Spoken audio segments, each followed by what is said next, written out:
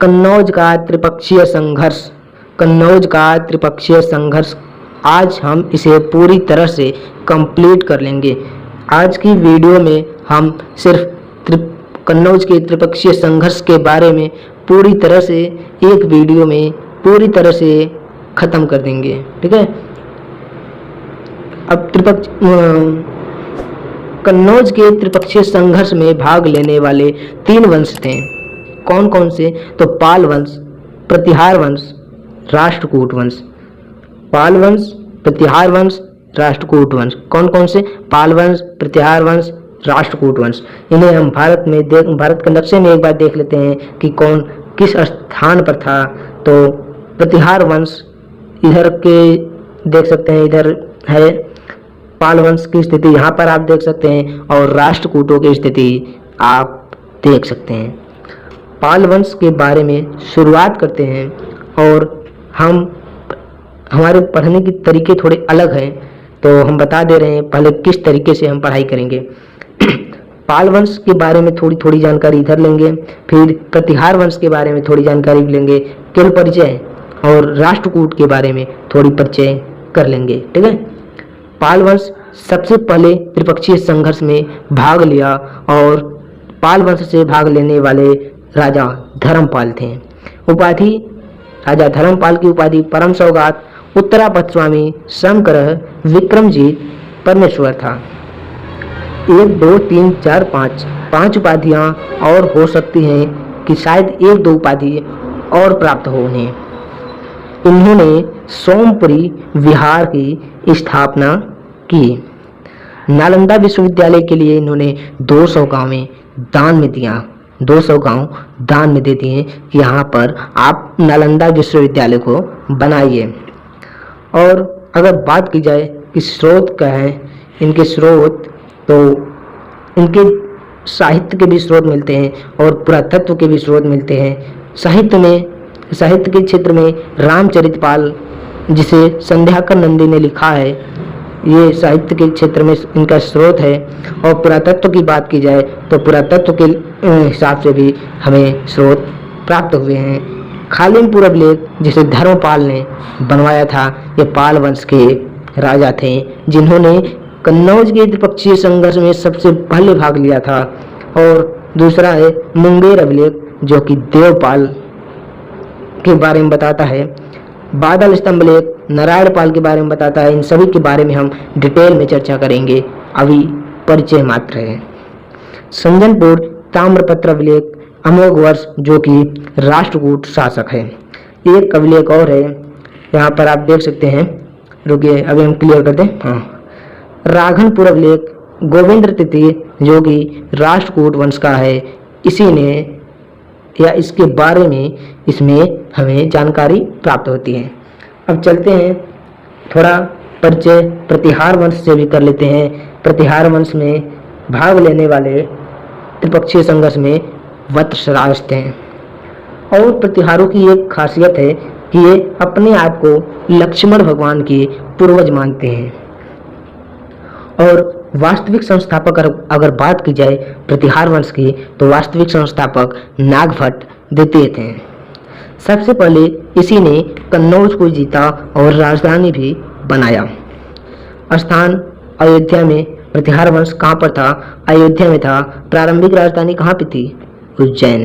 और बाद में कहाँ कर दी गई? कन्नौज। किसने किया? हम आगे और भी डिटेल में चर्चा करेंगे। और चलते हैं अब थोड़ा राष्ट्रकूट वंश के बारे में जान लेते हैं। राष्ट्रकूट वंश के तरफ से कन्नौज के त्रिपक्षीय संघर्ष में भाग लेने वाला राजा या शासक ध्रुव था। इसकी उपाधि है धारावर्ष। और यहाँ पर इनकी एक जैसे कि चिन्ह होती थी या आकृति होती थी, राज चिन्ह जिसे कहते हैं, वो था गंगा जमुना की आकृति।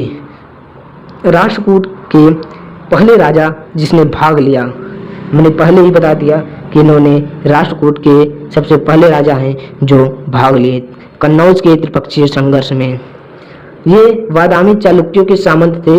इसका मतलब कि ये सामंत का अर्थ होता है कि किसी राजा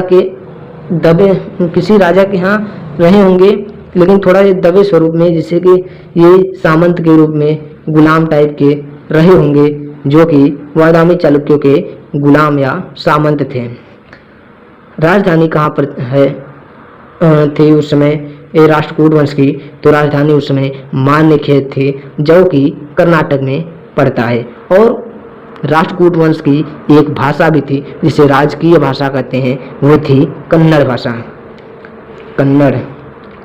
और मूल निवासी ये कहाँ के थे, जिसे हम लोग बसिंदे बोलते हैं कि हम कहाँ के बसिंदे हैं, तुम कहाँ के बसिंदे हो, आप कहाँ के बसिंदे हो। तो राष्ट्रकूटों की अगर बात की जाए कि ये कहाँ के बसिंदे थे, तो ये बीदर, जो कि महाराष्ट्र में पड़ता है। अब हम चलते हैं पाल वंश के बारे में। पाल वंश के बारे में हमने थोड़ी परिचय, पाल प्रतिहार और राष्ट्रकूट वंशों के बारे में हमने थोड़े परिचय कर लिए हैं। अब चलते हैं पाल वंश के बारे में पूरे डिटेल में जानने। आप सब ध्यानपूर्वक वीडियो में बने रहिए ताकि आपको वीडियो का काफ़ी अच्छे से लाभ हो सके। तो पाल वंश का संस्थापक गोपाल था और इसके पिता वयट थे। वयट नाम था, ये वयट नाम है, कोई जाति नहीं है। और पितामह दैत्य विष्णु थे। ये एकदम से साधारण आदमी थे, ये एकदम सिंपल मैन थे। उदंतपुरी बिहार का निर्माण कराया और विक्रमशिला विश्वविद्यालय का निर्माण कराया। ये किसने कराया? तो ये कराया धर्मपाल ने। धर्मपाल ने विक्रमशिला विश्वविद्यालय का निर्माण कराया, जहाँ पर ब्रजयान शाखा की शिक्षा दी जाती थी। और इनके बाद आने वाले शासक देवपाल हुए, जो कि कन्याकुमारी तक शासन किए। और इन्हीं के समय एक अरब यात्री सुलेमान आया था, और इसे याद रखिएगा, सुलेमान, ये कई बार परीक्षाओं में पूछा भी जाता है।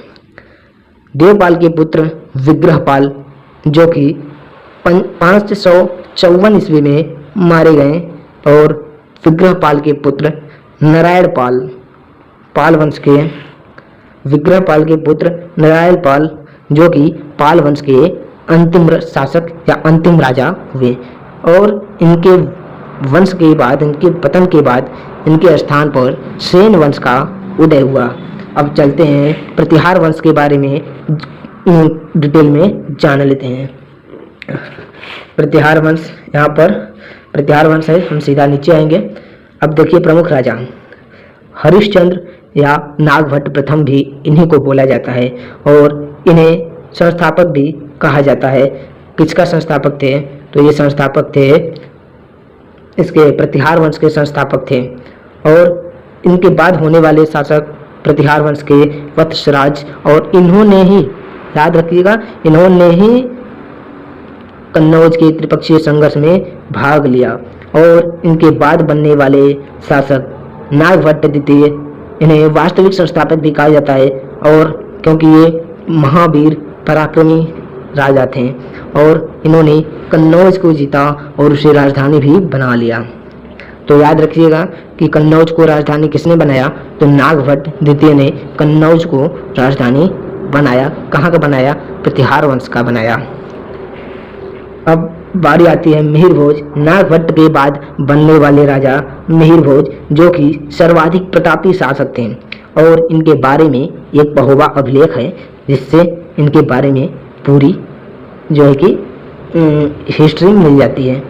और इन्होंने द्रम नामक चांदी के सिक्के चलवाए थे। याद रखिएगा, द्रम नामक चांदी के सिक्के किसने चलवाए? मिहिर भोज ने चलवाए। और ये किस वंश के थे? प्रतिहार वंश के। मिहिर भोज के बाद बनने वाले शासक महेंद्रपाल प्रथम। मिहिर भोज के बाद बनने वाले शासक महेंद्रपाल प्रथम।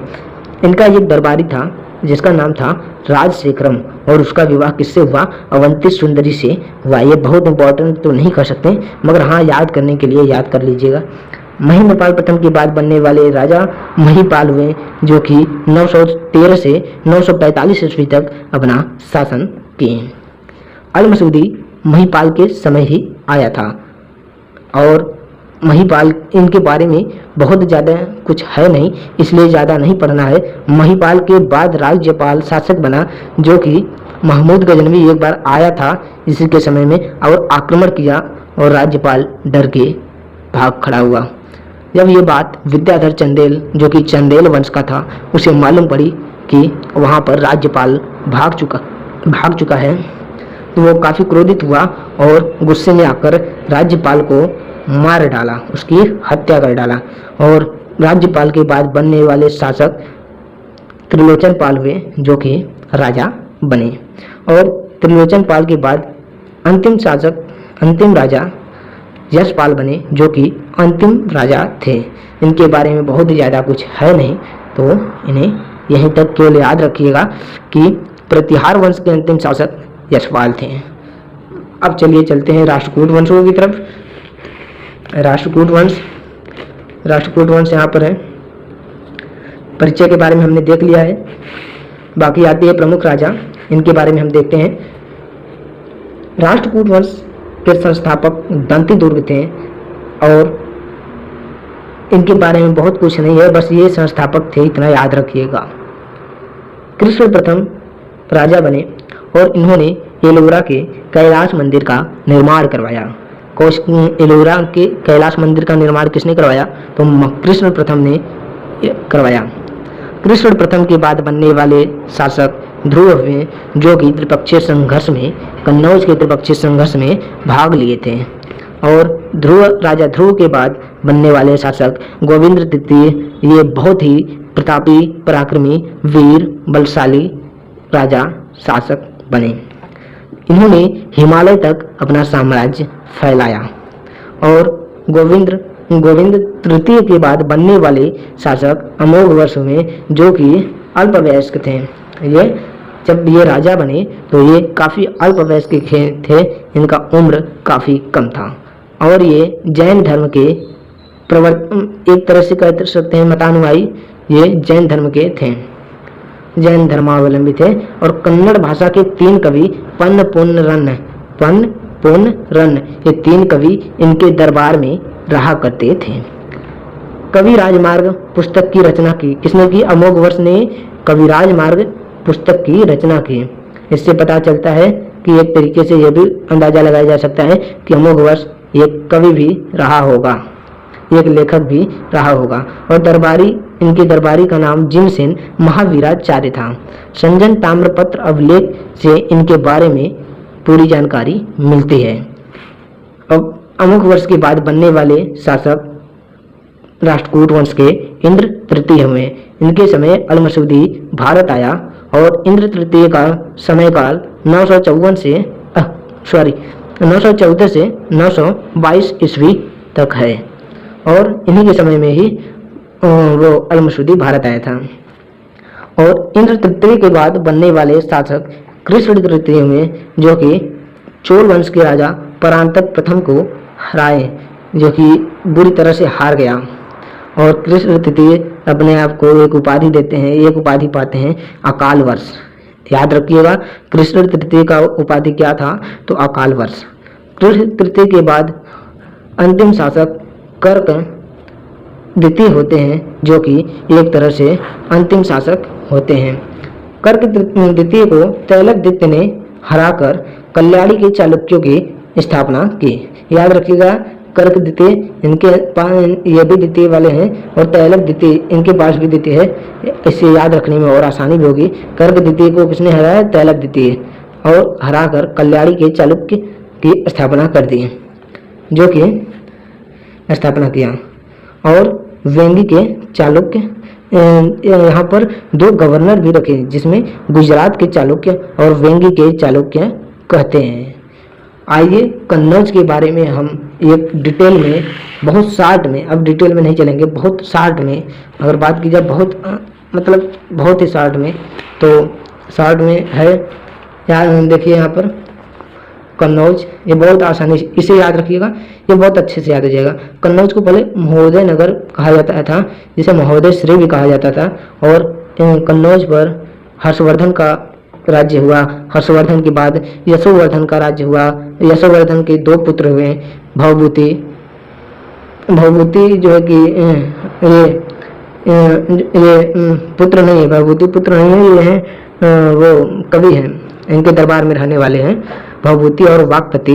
भवभूति ने मालती माधव और हर्षचरित, और वाकपति ने गौरव लिखा, जिससे हमें यशोवर्धन के बारे में पूरी जानकारी मिल पाती है।